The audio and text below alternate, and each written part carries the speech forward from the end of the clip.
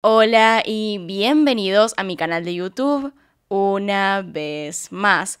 Hoy tenemos el caso de Dylan Cushman. La historia de Dylan probablemente los deje muy divididos con respecto a lo que le pasó. Cabe decir que a día de hoy no sabemos qué fue de él o qué podemos esperar que suceda en un futuro. Ahí arriba, en esta pantalla pueden ver el resto de mis casos. Acá abajo tienen mis redes sociales por si quieren seguirme en alguna de ellas. Y sin nada más que decir, comencemos.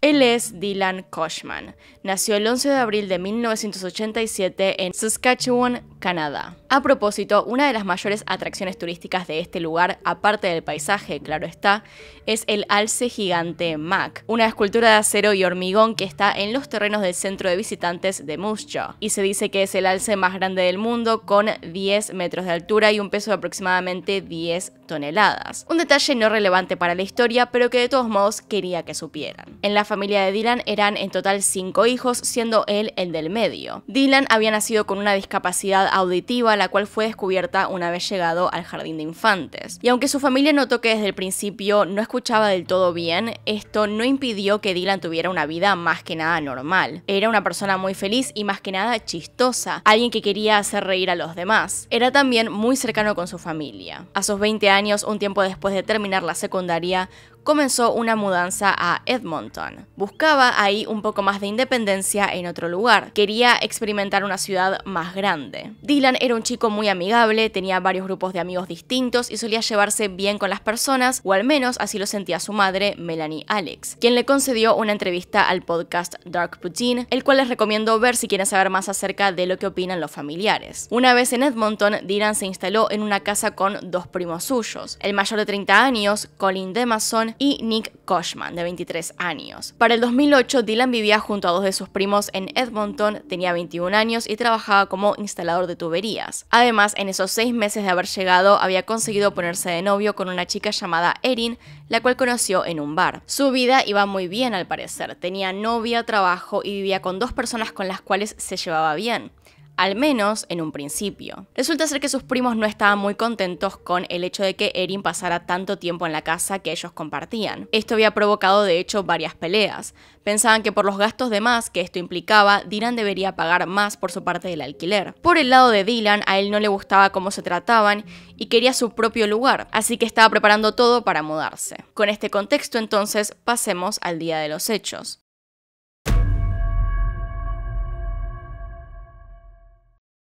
Era octubre del 2008, en el Día de Acción de Gracias canadiense, el segundo lunes del mes. Dylan estaba un poco nostálgico, habiendo siempre pasado estos días especiales en familia, así que decidió invitar a otro primo suyo de Moose Jaw, Cameron Cushman. Para la noche, Erin tenía planeado ir a la casa que compartía Dylan con sus primos. Uno de los últimos mensajes que intercambiaron fue diciéndole por texto que dejase la puerta abierta para que entrara más tarde. Ese día, las peleas por el tema del alquiler siguieron, pero también escalaron.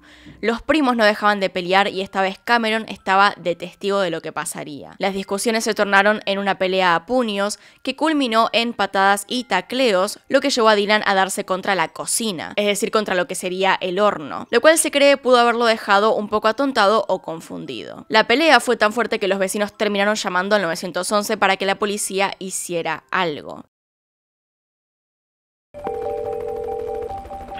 Edmonton Police Service. Hello? Hello? It's calling with a public disturbance. It's 4 o'clock in the morning. There's a bunch of guys in hiding. Okay. And you don't know if there's any weapons involved? I have no idea what these guys. They're going crazy. They're just crazy. Okay. Yelling at each other, going nuts. How old are they? 25, 30, I don't know. Okay. I'll put a call in. Sin embargo, los llamados fueron en vano, ya que nadie llegó hasta 2 horas más tarde. Para ese momento, los oficiales tocaron la puerta de la casa, pero nadie atendió. Entonces decidieron irse. Como dije previamente, Erin quería ir esa noche para la casa a ver a Dylan, pero él nunca le contestó los mensajes. A eso de las 3 de la mañana le mandó lo último para saber si podía pasar, pero como no le respondió nada, pensó que simplemente se habría quedado dormido. El último contacto de Dylan, de hecho, fue a uno de sus hermanos por MSN. La sensación que le dio a este hermano fue que Dylan estaba en problemas. La realidad era que después de la pelea, Dylan salió con su jean y remera a la calle, con el frío de Canadá en octubre, y jamás apareció otra vez. Era el 11 de octubre del 2008 y estaban celebrando el Día de Acción de Gracias canadiense. Erin siguió intentando comunicarse con él, pero a su casa.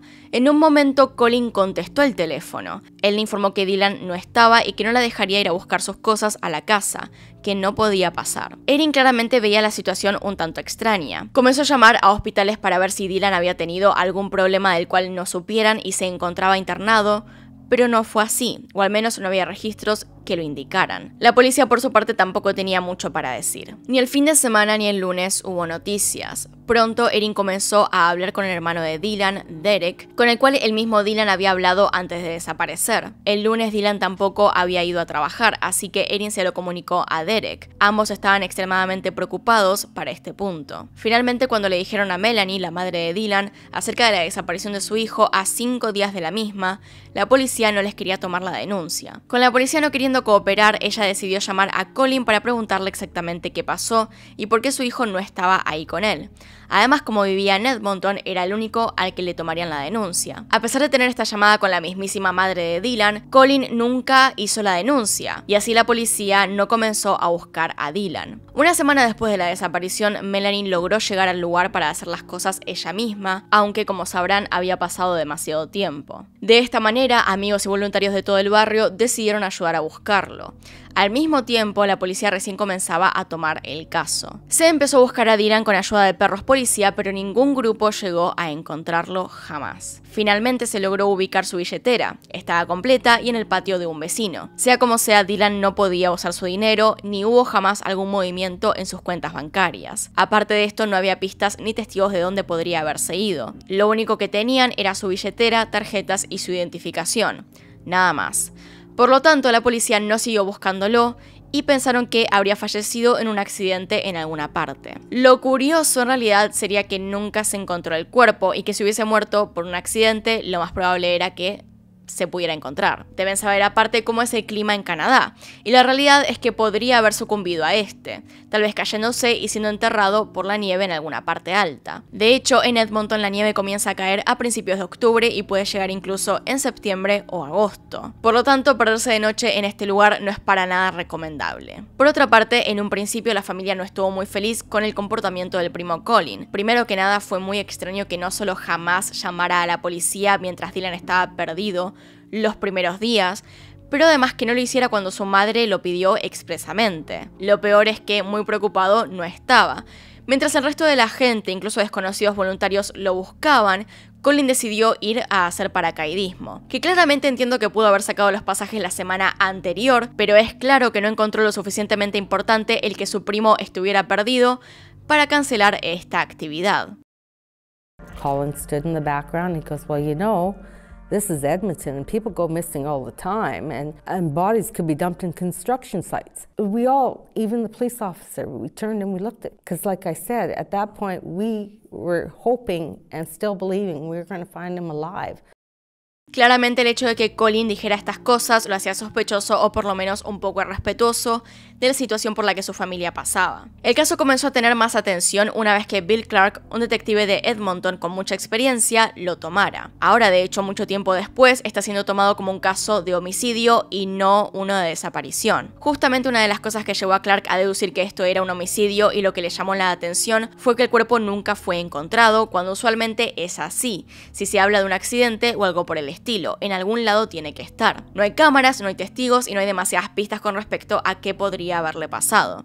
Cada persona que estaba en la casa esa noche dijo que vio a Dylan irse por la puerta y nada más. Eso es, según ellos, lo último. Pero los nuevos detectives no piensan lo mismo. No creen que eso haya sido la única cosa que vieron esa noche. En cuanto a la pelea dentro de la casa, parece que fue bastante fuerte. Incluso se encontró en un cuarto papel lleno de sangre. Esto se suma a no solo las llamadas al 911 por las peleas dentro, pero también afuera. Hubo una en particular que llamó la atención porque era alguien advirtiendo que unos hombres le estaban pegando a otra persona en la calle. Una parte de la familia se puso un poco en contra de los primos que estaban ahí esa noche, y otra parte simplemente decide creer que no serían capaces de herir fatalmente a Dylan ni mentir al respecto. De hecho, los padres de Dylan no creen que fueran los primos, o más bien no quieren creer que hayan sido ellos. Pero ese es el curso de la investigación y lo que dice Clark es que usualmente los culpables de estos crímenes son personas cercanas, o más bien usualmente las últimas personas que vieron a la víctima. Con esto dicho, entonces pasemos a ver las teorías.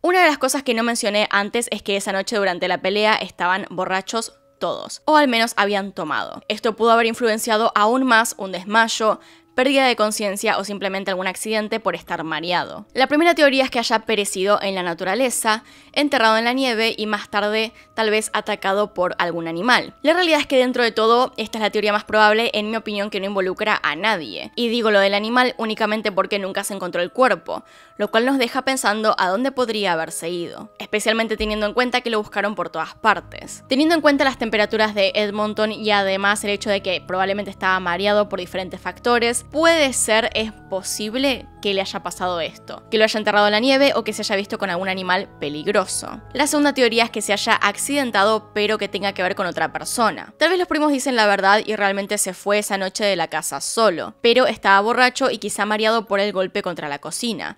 Tal vez en ese momento entonces alguien le provocó la muerte. Pudo haber sido que iba muy confundido y una persona lo chocó con algún vehículo. Si en la calle había hielo o estaba simplemente un poco resbaloso, podría ser difícil frenar, con lo cual una persona pudo simplemente haberlo atropellado. Hay quien denuncia esto a la policía y hay quien simplemente se escapa de la escena.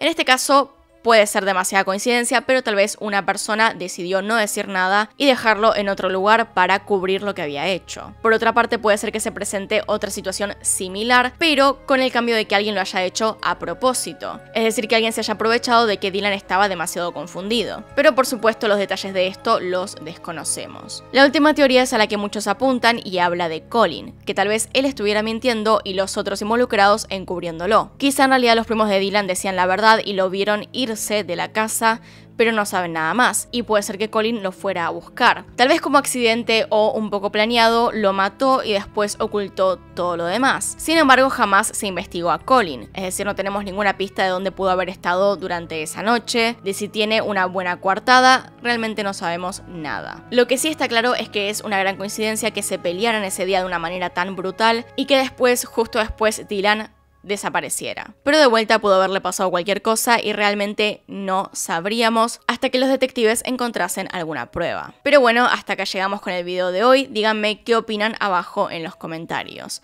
Acá están los Patreons y miembros del canal. Gracias por apoyarme a través de esos medios. Y sin nada más que decir, acá tienen un video nuevo, acá tienen un video recomendado. Se pueden suscribir haciendo clic en mi cara y nos vemos en otro video.